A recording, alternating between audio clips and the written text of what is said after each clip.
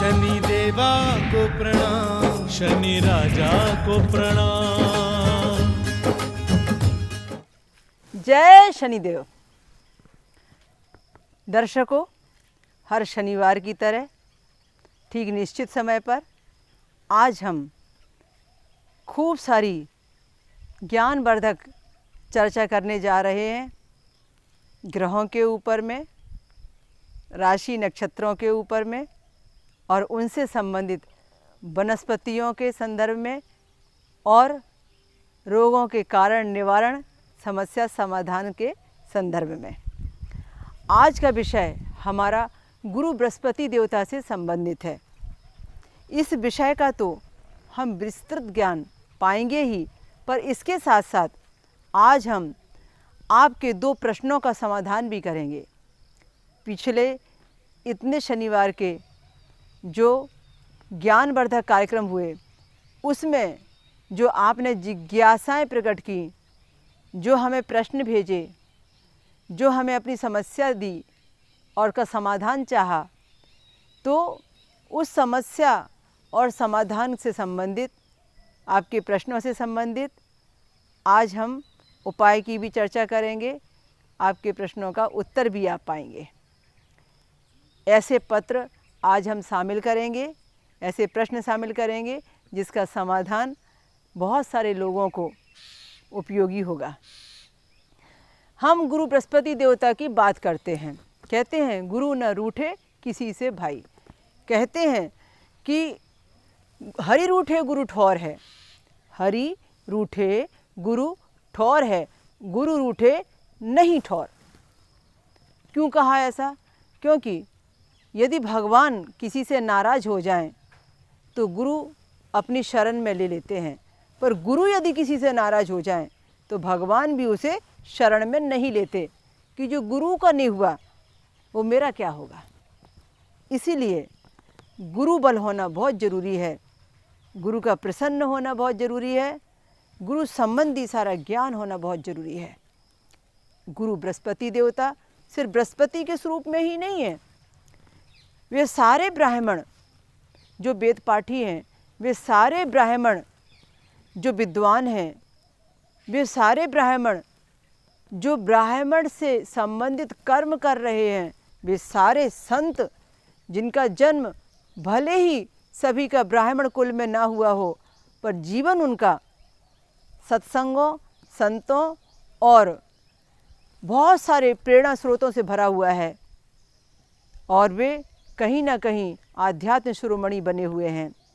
वे सारे साधु, वे सारे संत, वे सारे ब्राह्मण गुरु बृहस्पति देवता हैं, गुरु बृहस्पति देवता के स्वरूप हैं और उनके रूप में पूजे जाने वाले हैं।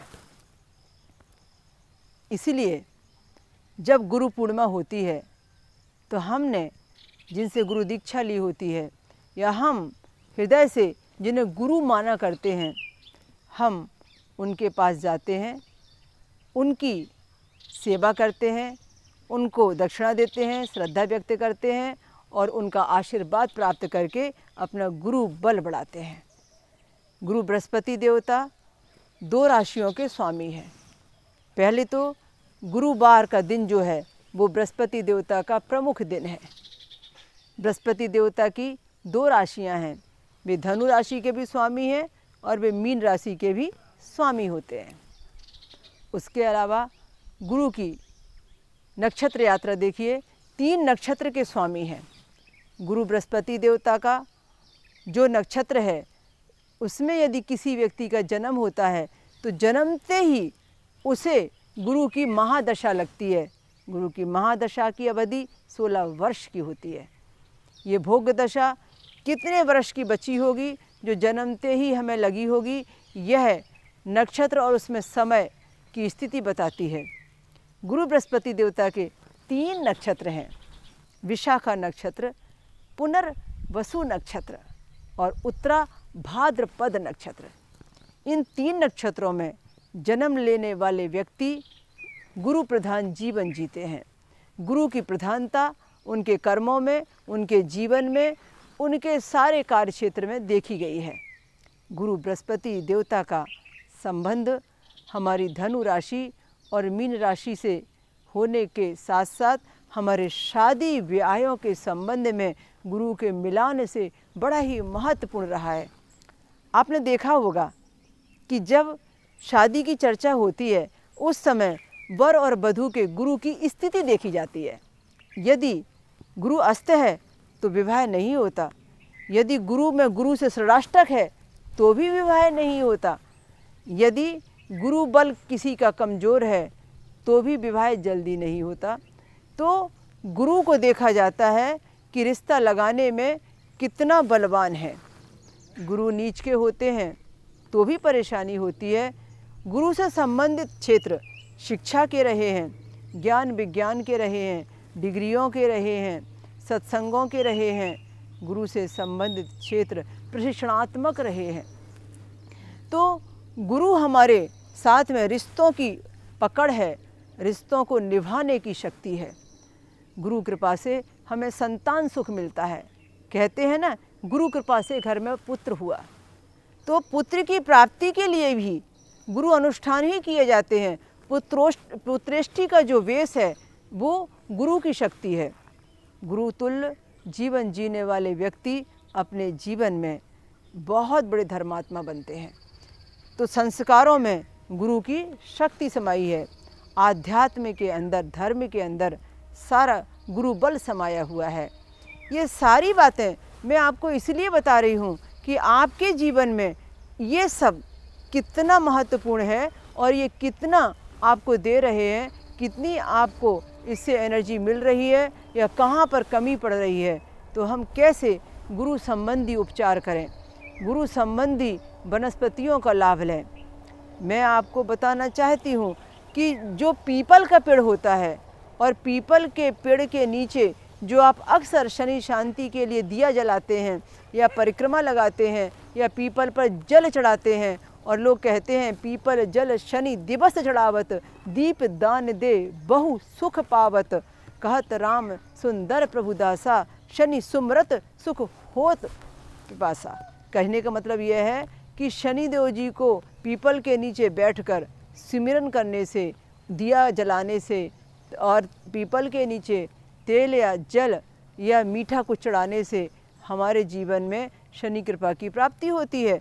पर पेड़ तो पीपल का है और वो पीपल का पेड़ है गुरु बृहस्पति देवता का, पर शनिदेव प्रसन्न हो रहे हैं। क्यों?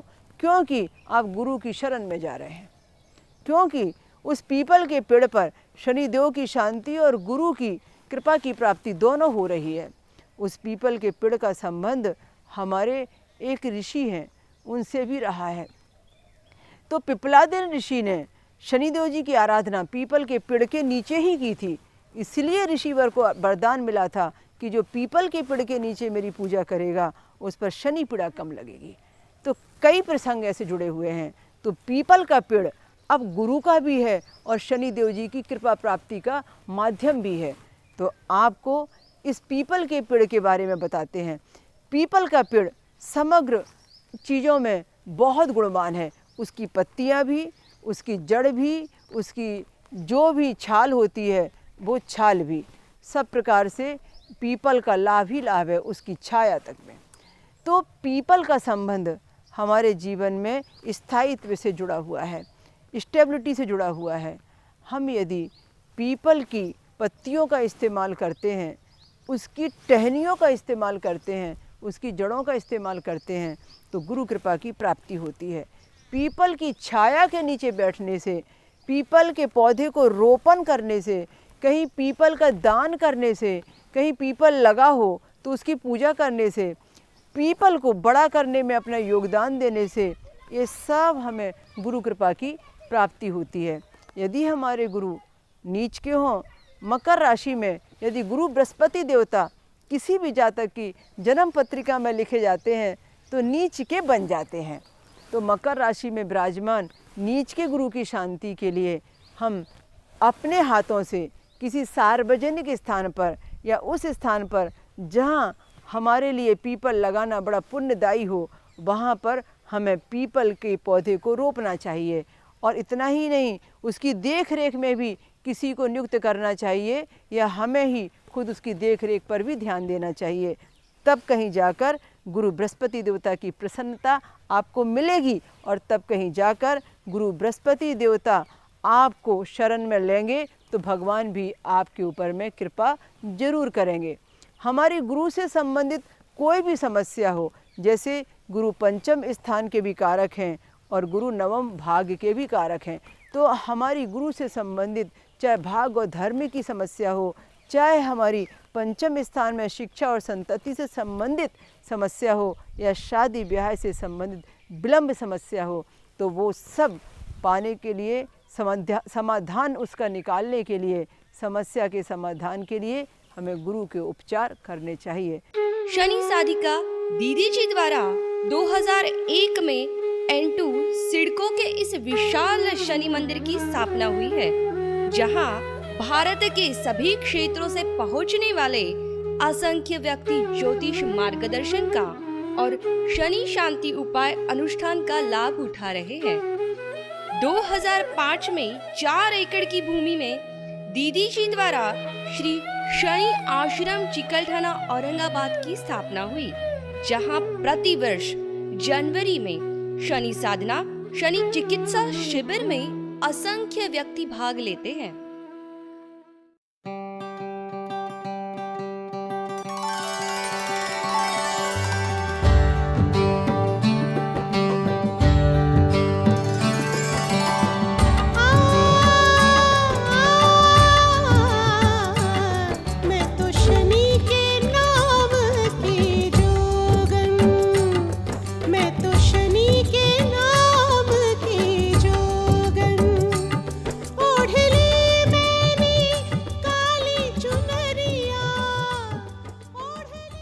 आपकी श्री शनि देव जी की कठोर साधना से 26 किताबें, 26 सीडीज उपलब्ध है। आपके द्वारा भारत के 8 बड़े मंदिरों में शनिदेव जी की प्रतिष्ठा स्वयं पुरोहित बनकर की है। बम्बई की फिल्मी दुनिया में, बॉलीवुड में आप उनकी निजी मार्गदर्शक शनि एक्सपर्ट दीदी जी के नाम से प्रसिद्ध है। जन्म पत्रिका निर्माण में आपकी बराबरी कोई नहीं कर सकता। भारत के सैकड़ों कार्यक्रमों की सफलता के अलावा विदेशों में Nepal, Dubai, Malaysia, Singapore, Bangkok, USA आदि में अनेक आयोजन करने वाली आप भारत की पहली आध्यात्मिक महिला है।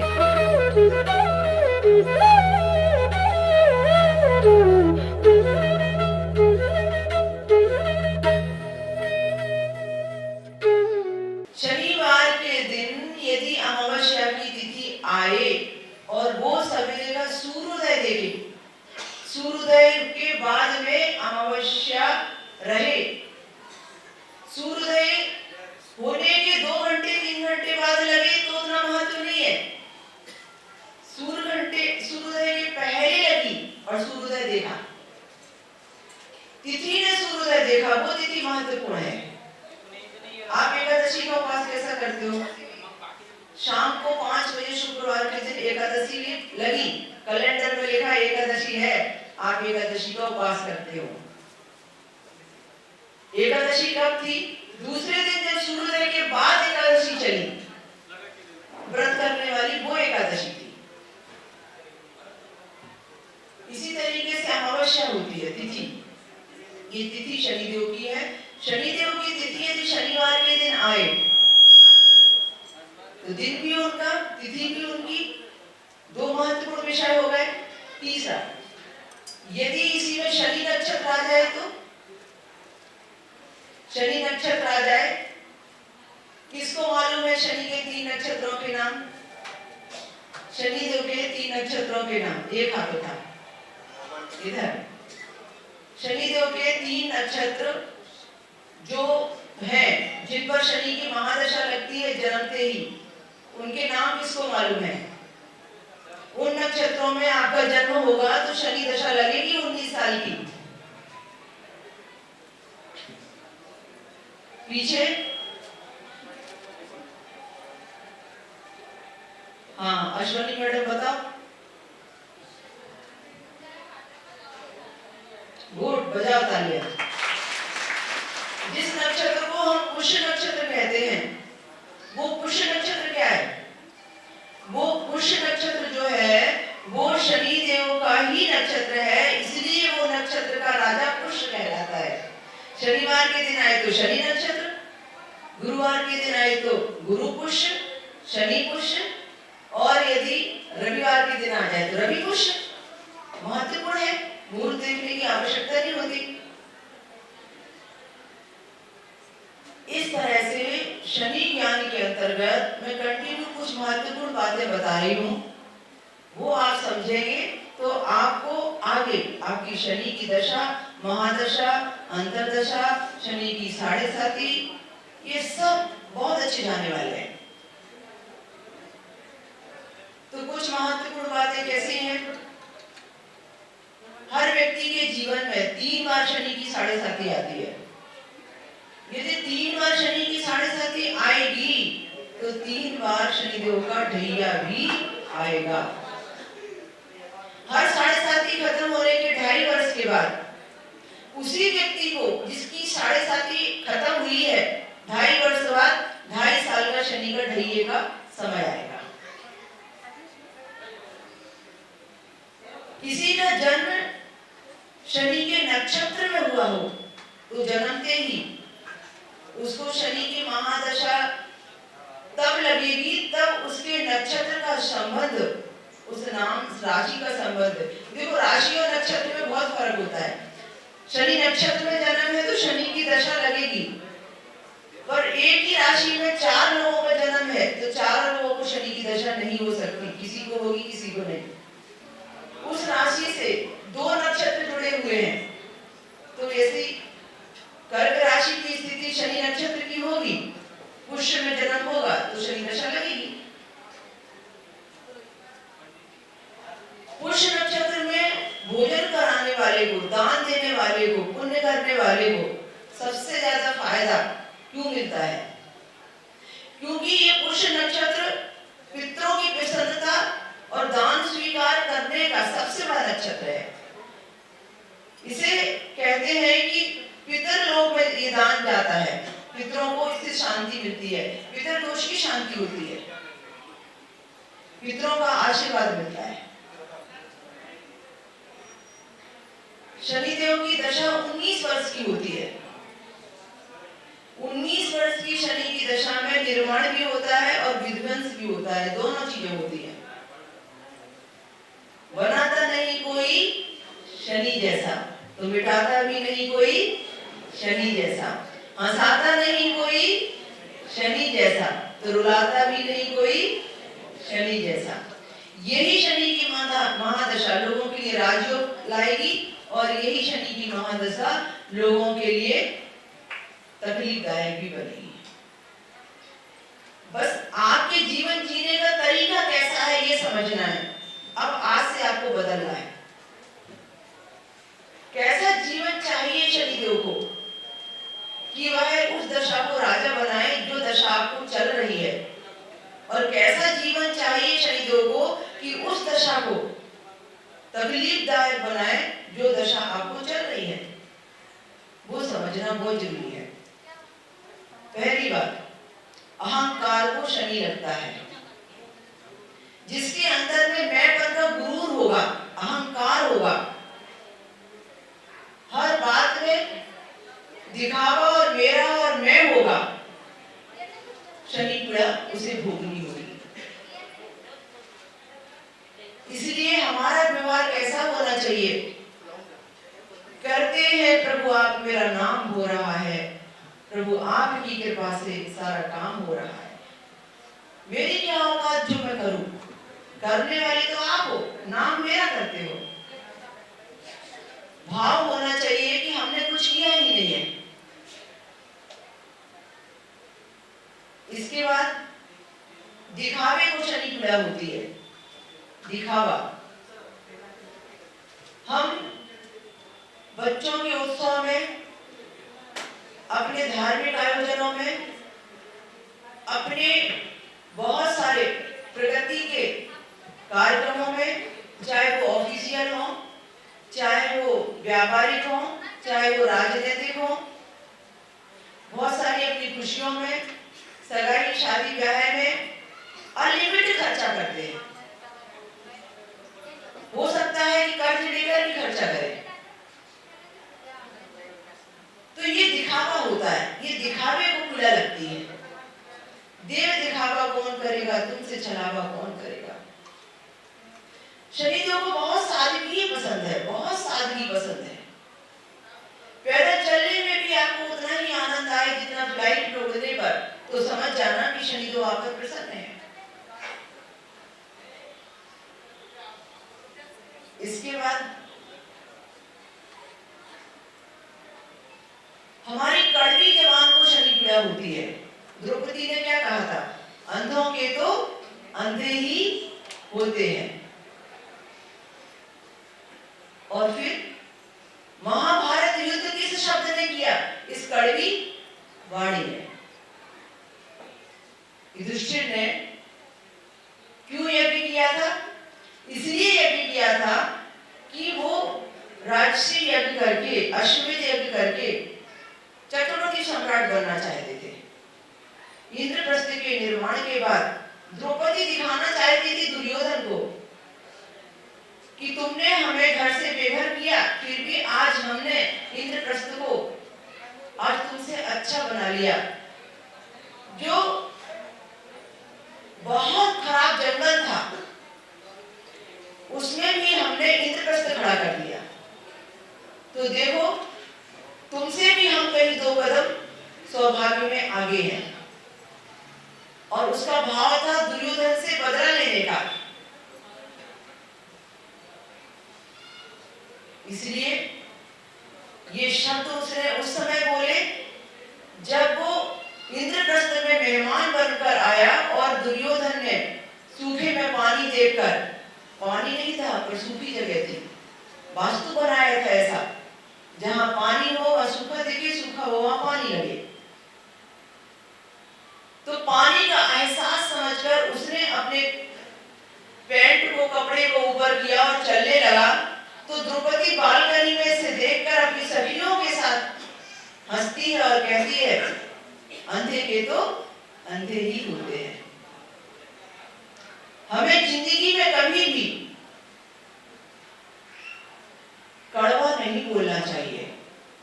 ये कड़वी वाणी को शनि पीड़ा होती है। हम किसी का ध्यान भंग करते हैं, शांति भंग करते हैं, किसी को टॉर्चर करते हैं, उलाहना देते हैं, उसके पीछे लगकर उसके सुधारने के चक्कर में उसको परेशान मानसिक रूप से करते हैं। ये सब जितना भी है ये शनि पीड़ा भोग है। हमें आगे इसकी सजा भोगने के लिए तैयारी करनी होगी। युधिष्ठिर राजसी यज्ञ रचाया, युधिष्ठिर राजसी यज्ञ रचाया, दुर्योधन को वहां बुलवाया, दुर्योधन को वहां बुलवाया। इंद्रप्रस्थ में धूम मची थी, हर एक पल में खुशी रमी थी, हर एक पल में खुशी रमी थी। एकदम तुमने दृष्टि डाली, उजली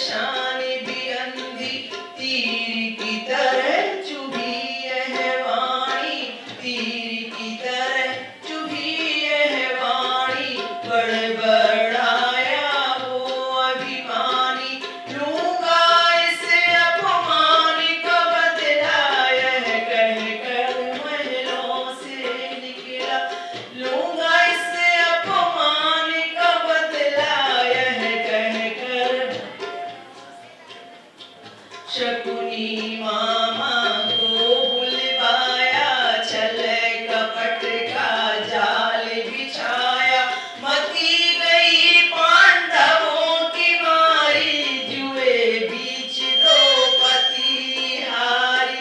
चाल बेढंगी जब तुम चलते, घड़ी में सब कुछ चौपट करते। चाल बेढंगी जब तुम चलते, घड़ी में सब कुछ चौपट करते। पूर्व जन्म की है सारी बातें, या तुम्हें हर जीव की घाते। जैसा तुमको कहे विधाता, वैसा वैसा जाल बिछाता। होनहार है होकर रहती, होनहार है होकर रहती, शनि पर यूं ही उंगली उठी। श्रीमद् भगवद गीता के अनुसार पूर्व जन्मों के पापों के प्रायश्चित हेतु वर्तमान को अच्छा बनाने के लिए और भविष्य में अपने सपनों को साकार करने के लिए यज्ञ कराने की सलाह दी गई है और सभी यज्ञों में ज्ञान यज्ञ ही सर्वोत्तम है। शनिदेव जी की प्रत्येक दशा, शनि साढ़े साती, शनि ढैया के समय को शुभ फलकारी बनाने के लिए शनि ज्ञान यज्ञ करवाना चाहिए। पूरे विश्व में एकमात्र शनि साधिका डॉक्टर विभाषी दीदी जी के द्वारा ये शनि ज्ञान यज्ञ किए जाते हैं।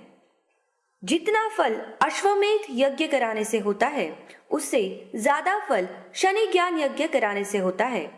अगर आप भी शनि साधिका परम पूज्य डॉक्टर विभाषी दीदी जी द्वारा 7 दिवसीय शनि भागवत यज्ञ या 3 दिवसीय शनि ज्ञान यज्ञ कराना चाहते हैं तो आज ही संपर्क करें 024024715558 और 65728888। Mobile number 09422704358।